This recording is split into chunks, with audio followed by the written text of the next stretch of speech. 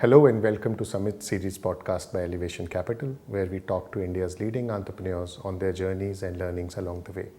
Today our guest is Chakradhar Gade, who is co-founder and CEO of Country Delight. Country Delight, as you know, is India's leading fresh food and essentials daily brand, which delivers fresh foods and products, vegetables, milk, breads, eggs and other products to almost 3 lakh customers every day across 15 cities. Chakradhar, it's great to have you on the show. Thank you, Deepak. It's a pleasure to be here. I would love to share our experiences and our experiences as well together. Great, thank you. So Chakradhar, my first question would be, because given your background, I am banking, it is very unconventional for somebody to start out and build a milk products business, and that too D2C when it was not that popular as a concept. So how did that thought process happen? What was the journey behind it? We would love to understand that. So it's relatively naive and little not so intellectual, to be very honest. The idea was coming from a finance and an investing background. Like we were studying a lot of good business models, and when we met a lot of promoters at that time between 2009 and 10, when I used to meet them, I used to feel inspired by how they spent 20-25 years building a business and to see the real impact of what they were doing. So when me and Nitin came together, we thought that we should do something on our own, and the genesis was Country Delight. And in the beginning, we had very limited amount of capital, and those days, VC money was not easily available, and neither did we have too much clarity on what we were doing. So when we started Country Delight, we thought 2-3 things. One, you should pick an industry where there is no issue of demand. And 2, we thought that there should be a very captive or retentive nature of the business, where once you spend a certain money, the ROI is recurring forever. And that comes a little bit from the investing background and thought process. And the third thing was, we wanted to invest in something that grows on its own. And theoretically on an Excel sheet, when you look at it, cattle multiply. It's a non-depreciative asset. And when we thought about putting things on an Excel, we saw that a 300 cattle or a 200 cattle business would become a 2,000 cattle business in 5 years. But there we went absolutely wrong on that part. But at least the whole hypothesis was to create a sustainable, fundamentally good business where you're not putting your capital excessively at risk. And coming from a finance background, there was not much idea about the operational complexity of these aspects. So few things right, few things wrong. But overall, that was the genesis and starting point of Country Delight. Got it. And as you launched this business, did you hear a lot of support, positive voices of people around you, or was there skepticism around you? So for one, luckily, both me and Nitin had families who were completely supportive of what we were doing. Although there was a lot of skepticism about this, कि पढ़ाई करके इतना पढ़ाई करके what are these guys doing, going and set this up. But frankly, we never understood why people think that this is so bad. Finally, when you look at it very objectively and numerically, you're solving a problem. You're solving a deep-rooted problem. There is a fundamentally good business idea out of it. So people had mixed views. There was some skepticism. Some people thought these guys are crazy, but at least inherently there was even today I find it surprising when people say कि इतना पढ़ाई लिखाई करके दूध का काम कैसे शुरू किया. I really don't understand what that means even today. No, that's a very powerful point. Solving a deep-rooted problem and solving it in a business that is sustained in a business manner. Correct. I think that's a very good point, independent of your background. Thank you. I think as we know about your journey, the way it is also different from many companies we see today is that there was a long phase, almost 4 years of bootstrapped growth and experiments and trials. So what prompted that, and versus raising capital early on, small, however, and what were some of the experiments that you did in that period of 4 years? So when we started this business, Deepak, we never thought of it as a business where we'll raise money and grow big. We thought that this is a 15-20 year game. The first problem in order was to solve for enough income from the business that supports our sustenance and livelihood. So through those 4 years, we were not really looking to raise money and make it into a VC-oriented business per se. What we were trying to do is build a sustainable business. And there were a number of problems in this business. So there were two key problems. One is getting a product right from a customer point of view and getting the distribution right from a scalability point of view. These were the two big problems, and over and above this, there was an overarching problem of integrating tech over this and then showing it to customers, our ability to sell. We are in an industry where it is largely organized and largely unorganized. So there are very big, large organized players who have 30-40 years of history, and what your communication needs to be is to disrupt what they are communicating today and hence get people to try you where your product proves itself. So these 3-4 years involved, moving from Excel to the real world, where we were trying to understand, how to get good quality milk, how to, process it minimally, how to set up a proprietary distribution network, how to use tech to scale this across the value chain, and then how to get a good consumer value proposition using a customer app, and then solve for communication to the customers to encourage customers to try your product. So there were like a insane number of challenges, and there was a very little amount of capital. But like I said, the good thing was we had a very retentive customer base. Whoever was coming were happy with what we were doing, and we thought there was enough runway in the business to solve these problems, even being bootstrapped, and hence it took so much time. And once these pieces fell in order and things started, looking together, then, we were fortunate enough to find capital to support us, and then we started, taking off as a business. And how did you come to a conclusion that now there is product market fit and I want to now focus on growth and accelerate it, raise external capital? What were some of the monitorables or decision points around that?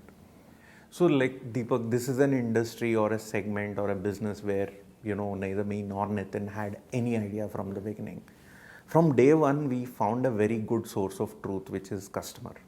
Being fortunate enough to be a directly connected brand to the customer, the source of truth for us was always the customer.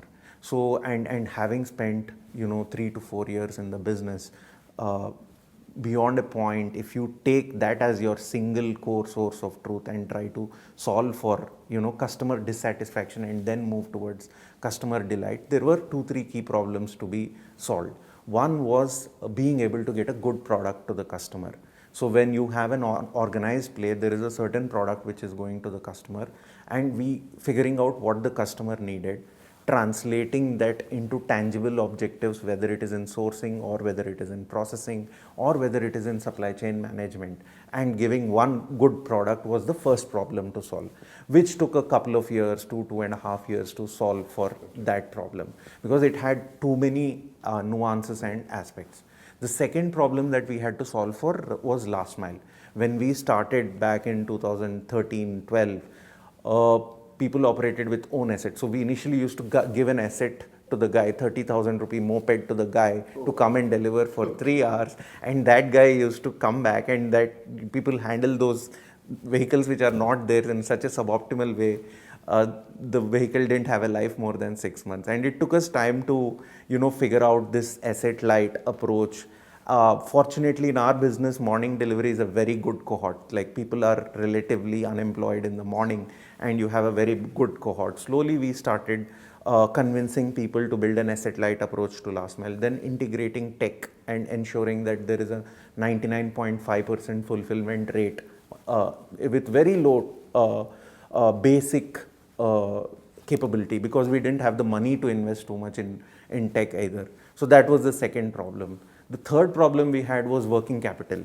Typically in this nature of a business, people pay a monthly bill. They pay after 30 days on the 35th day, but you have to pay your farmer in 10 days. So getting the customer to move to a prepaid negative working capital model was the third big problem to solve for the customer. Fourth was, from day one, we always thought, once you have a captive household, once there is a distribution pipe, you need to cross-sell more products. So getting customers on the mobile application with the twin objective of one, to increase cross-sell and to get into a negative working capital business. So these were the 4-5 things which we needed to solve once we understood that now, okay, the product is going on its own, the distribution is happening seamlessly, all you need is capital to grow. And that was the only constraint: scaling from manufacturing, scaling from tech, scaling from marketing. And at that point, we felt we were broadly ready, and fortunately, we had an inbound when our seed happened in the business. So Chakta, I would love to know, just in terms of the products that you have, what are some of those differentiating factors? Because at least all those categories are even available today, and some of them by very, very large companies. So how did you go about creating differentiation in your products, and how is it different? So, Deepak, the way we thought of the business was always customer first. Understanding what is the customer pain point with the current products that they are facing, and how to solve for that pain point. And because we were in a very large organized space, there was a reasonably standard product that was available in milk to start with. So when we went about it, we understood that the pain points were the product didn't taste how it used to taste when I was a kid. I am not the freshness of the product, the naturalness of the product, the fact that it is unadulterated, and people have a very good palate. When there is no choice, they just end up having what is available commonly and most safe within the available options. And some people still rely on, let's say, the unorganized space to get some product.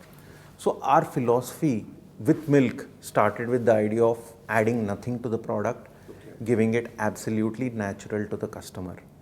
And we were surprised over time by how much people wanted a good quality product, which is a very simple promise. Like what you're saying is, whatever I get from the farmer or from the animal, I'm giving directly to you. I'm not tampering with it. That is the simplest of the promise that we are trying to solve for.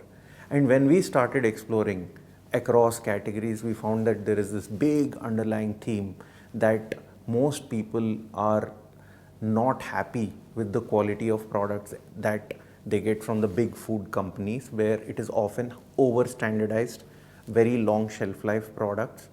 And on the other side, you have in unorganized spaces where products are good, but there is no consistency in quality, and you have to end up relying on an individual for something that you consume. And once it started with milk, the need was clear, and we had a very clear understanding of how to gather customer insights and knowledge. We have a certain internal benchmarking on what is the customer delight, satisfaction that allows us to launch a product. And that's why we've never failed in any product that we launch. All the products, whether it is milk, dahi, paneer, ghee, breads, eggs, fruits and vegetables, everything that we do has a certain quality thought process that is predetermined through our customer insight gathering and the product development efforts. Our entire supply chain is designed to give customer that level of satisfaction scalably using tech. So over time, we started understanding that the broader theme of the brand is to just give what comes naturally from the source. And that is what we are following. And the idea is to make Country Delight into this whole big natural food essentials brand where everything in the kitchen is a Country Delight product. And you're able to have a better quality life by consuming Country Delight products. And delivering food in its natural form. Yes. That's a very, very powerful mission. Yeah, absolutely. Because in India, the supply chain is very unorganized. Over time, the processes which apply globally do not apply in India. And because we deliver fresh every day, our portion sizes are very small. You order fresh, consume fresh. That is the thought process that we give. So people order smaller SKUs, 20 rupee, 40 rupee, 50 rupee SKUs. You just consume, and your consumption is optimized. You have a better taste experience. Nothing is added to the product, and overall, your family is getting to consume better quality products. I think one thing I must acknowledge that as I looked at companies which want to deliver food in fresh or natural form across categories, somehow there is an ingrained assumption that it has to be a super premium product.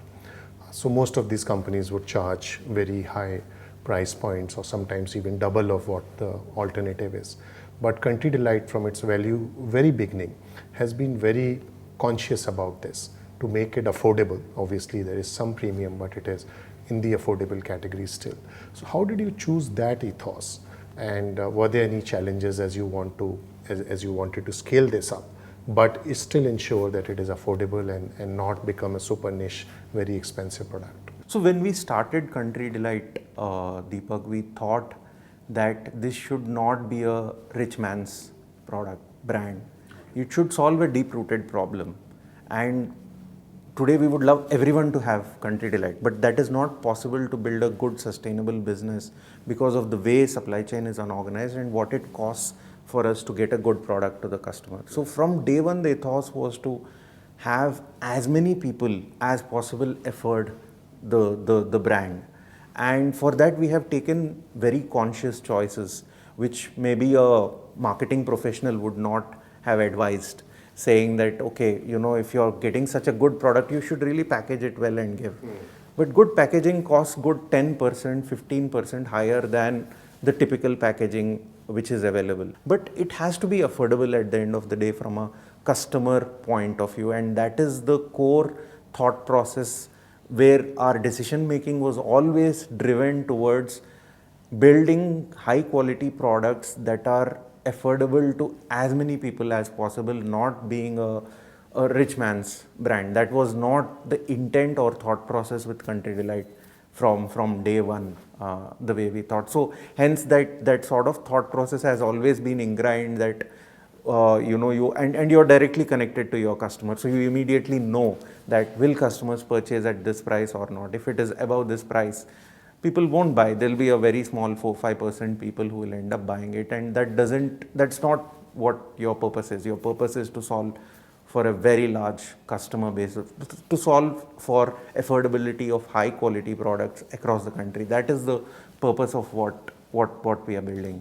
No, that's very heartening to hear, because ultimately, while it's easy to build a niche business, given the scale and the economic reality of our country, we need to have price point and affordability as a key pillar, which very few brands do. Somehow it's always assumed if you're buying on an app, and if it is natural, it has to be super expensive. Yeah. But I'm glad that... Believe me, it's a very tricky aspect, and unless it is really ingrained that in your DNA that I will not launch a product, no matter how good it is, unless it is affordable by 70% of Country Delight subscribers. That is the thought process which we follow, and which is why we've been able to find success in every product that we launched till now. Got it. Great. So you had a high quality product, you had decided on the pricing and having an affordable range, but most consumer brands at least struggle with getting scalable number of subscribers or consumers beyond people who initially try that. So given that you had not even raised capital, how did you go about customer education and reaching out? What were some of the tricks, if I may call, that you used initially to get scale? So again, Deepak, here lack of knowledge helped us a lot in the initial days. I'm a finance professional, Nitin is a finance professional, marketing and brand. I used to look at it very sarcastically, that, if you just solve a problem and give something good, then, your job is done, the customers will come and purchase it. That used to be the perception, but now I've changed that a lot, and I really respect and admire good brands and good brand building practices today. But, that naivety helped us say the right things based on the consumer insights that we had. So one of the first things we used to do at that stage was we used to give a 15-day quality report on 80 parameters to every customer that we serve by an external NABL accredited laboratory. Then talking about our journey and why we are doing this, being a bootstrapped company, saying that this is the founding team, we are from IIM, and we are here to do something genuine. That was the core thought we were trying to build out. That helped a lot. Over time, we launched milk testing kits. So once we sorted our entire PMF, we thought that, hey, why not be really transparent with the customer, give them a milk testing kit, let them test for the adulteration right at their doorstep. So that became a very viral phenomenon and actually drove a lot of customer acquisition for Country Delight. And beyond a point, Deepak, it was like some part of what we originally thought as non-marketeers, as a non-marketeer was right, that if you really give a good product and if you solve the problem for the customer, the only problem that we were solving through marketing in the initial phase was getting people to try it. Once people try it, it's the product that proves whether the customer needs to retain or not. And that's why we built a good customer retention driven business over time. What the brand now helps us is in adding more products and building the philosophy of what we stand for and the purpose of what we are doing today, and that is helping now. So in the initial phases, maybe being very, very functional helps a lot compared to at a later stage where you stand for certain thing and then you're adding up and making it into a very large vision. No, I was also quite fascinated with some of the experiments you did. I know you sponsored some athletes, well, when the world didn't know them, at least in the current form, and it was quite interesting and again very unconventional. Would you want to talk about some of that? So again, the idea was always to be different in what you say, so that you don't have to spend so much money to achieve the same purpose. That was the primary thought process to understand.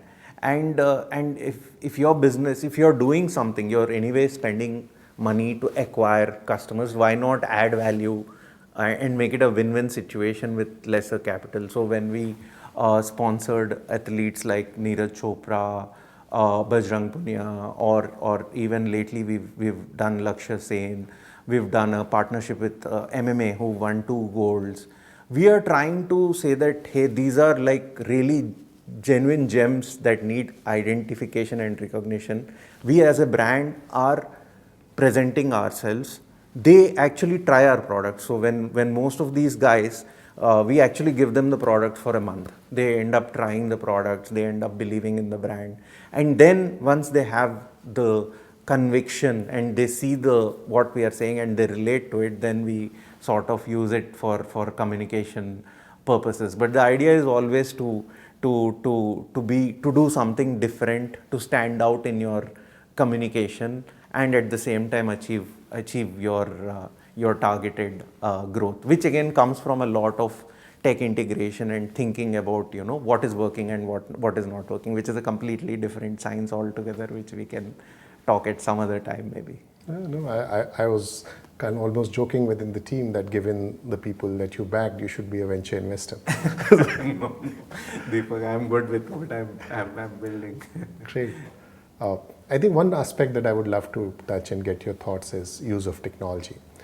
And I know you have a computer science background and obviously tech is core of what you do. But from the outside, it looks little underappreciated and not the core of what Country Delight is. Would love to understand on how important tech is to you, what all aspects it touches about Country Delight, and how you think about it going forward. So Deepak, when you say it's underappreciated, the tech that is under the hood in Country Delight, it's a very conscious choice actually. So there are 2 things. When you are selling, you have to determine what you are selling. Are you selling an app or are you selling a product? So when we are saying that Country Delight is a product, because customers do not have or viewers do not have that kind of attention span to get 2 different messages. So you have to choose your message and stick to that message. Yeah. And when we stuck to the message, our message was we are a better quality brand and we give better products. That is the core message that we are giving. And we do not want to confuse customers with 2 different things, and it sort of leads to a very convoluted approach of thinking. The second thing is when customers receive products, they don't care about what is happening under the hood. When you order milk, you just want it in the morning and you want the best quality of it. But what happens under the hood is an entire supply chain that is built right from the source to the customer, where you're tracking the quality of the product all throughout, you're tracking the cold chain of the product all throughout, you're tracking for adulteration all throughout. There are no middlemen in this entire economy that we are building. We have a last mile network. Today we do almost 8 million deliveries a month, which is again completely tech driven. We are one of the very few businesses, even let alone all the other products, even within milk, to have supply chains across the four corners of the country, being such a small scale business in a very capital efficient fashion, has always been a tech driven thinking. What we try to do is work within our resources, because you have to do so many things. You have to pick and choose the problems that you are solving for based on the stage of life that you have. So the problems which we are picking today are very, very exciting in terms of, let's say, determining the sweetness of every fruit that you have, so that you're getting a predetermined sweet fruit every product. Determine the quantum of water in every coconut that you have, so that every coconut has good amount of water. Solving for traceability of the supply chain, solving for cold chain across the supply chain across multiple categories. These are really, really cool and interesting problems to solve, but they don't need to be shown to the customer. That is not what Country Delight stands for from a customer point of view. From a customer point of view, it's very simple. You get natural food essentials, you get the highest quality products. So if you want to improve the quality of products that you're consuming, this is the brand for you. It's as simple as that. So under the hood, you guys know, whoever we talk to know, they see, they understand all this, but the customer really doesn't need to know, and hence it's been a very conscious choice for us. So Chakri, one top of mind thing for every founder today is building the team and as well as retaining it, and particularly in some areas like tech. What are your thoughts about this, and how did you go about in your journey? So Deepak, when we hire people, or when people join, when we partner with people in Country Delight team, there are two things which we look for. One is, does the person like what we have to offer? It's beyond the skill set. It doesn't matter what skill set that person has. Is this person motivated enough to spend 12-14 hours a day on what he is doing? First, fundamentally, that should be a good fit. Second thing and the philosophy beyond this is, if you do what you like, no one has to supervise you. You will do good in what you're doing. And the second thing that we look for is people, and here it's more of making people think about it, is feeling delight when customers are satisfied, and feeling bad when customers are unsatisfied. It gives you a very good purpose in what you're doing. It's a very tangible metric on the real impact of what you're doing. And that eventually has helped us build a very ownership driven team. So at Country Delight, everyone feels it's because their ownership is playing a big role in taking the company forward. And that's really true also. And we try to keep that intact by getting people not for their skill set, but for their interest and potential and their purpose, relating to the purpose of solving customer problems and ensuring customer delight. So these are 2-3 very good, strong hygiene filters that we have, due to which at least we've been able to retain people very well, even in teams like the tech team, where our average attrition is nothing more like 5 to 7% a year, which is fairly low compared to other companies in India in general. The other thing that we are really thinking about in terms of team building is that having a very flat structure where anyone can say anything to anyone. It's really democratic, and the final source of truth, like I was mentioning earlier, is the customer. It's not the management, it's not me, it's not Nitin, it's not anybody, it's just the customer. And if the customer feels that it is right, then we proceed forward. So it really destroys and dismantles hierarchy, helps people, come up with good, brave things to try things out, and helps them take the business forward. And these are things which we hold very dear and would want to retain as a philosophy as we grow in the business as well. So Chakradhar, as you now look forward, obviously you have great pillars on product, customer communication, team already, and tech enablement already in place. As you look to say next 3 to 5 years of Country Delight, what excites you? What are you looking forward in terms of plans, expansion, or growth?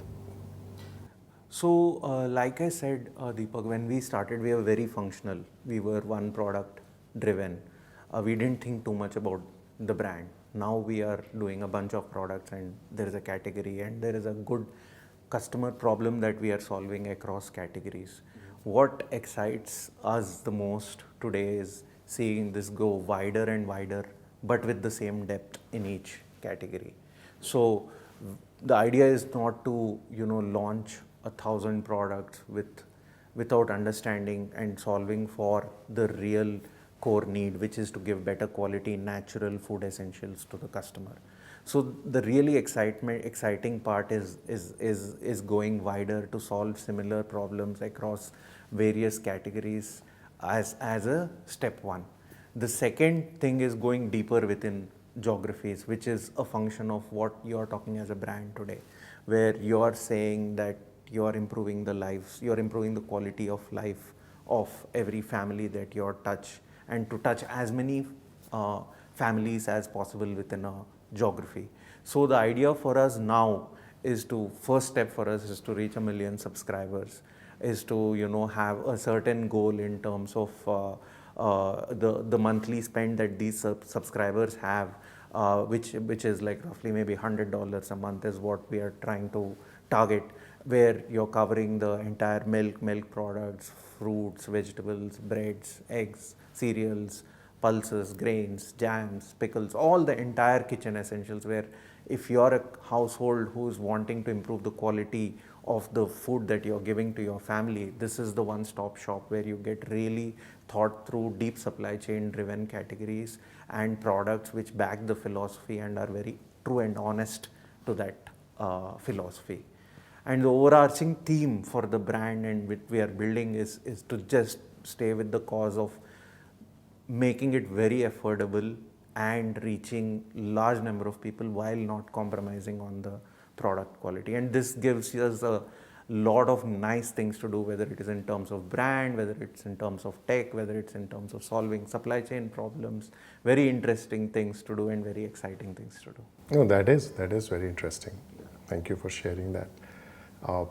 And Chakri, finally, any thoughts or advice or learnings you would want to share with our founder group or people who want to be entrepreneurs going forward? So again, I think, I'm still learning. I don't think, I can give very big advices on how to succeed yet because we are still in our journey. But few things which have helped a lot was to, one, stay really madly persistent at what you're solving. Have survival always ensured, that to have the runway to survive. So unless you are surviving, you can't solve anything really. And to really stay focused to your source of truth, which for us is customer delight, but it can be different for different people. So if these three things come together, like, chances are very high of success. And today we live in a very beautiful ecosystem where people like you really support entrepreneurs at the first chance you get. Excellent. No, this is very helpful, and personally, even for me, it was very insightful. Thank you so much, Chakri, for joining us on this, and we are glad to have you. Thank you. Thank you very much, Deepak. It's been a pleasure.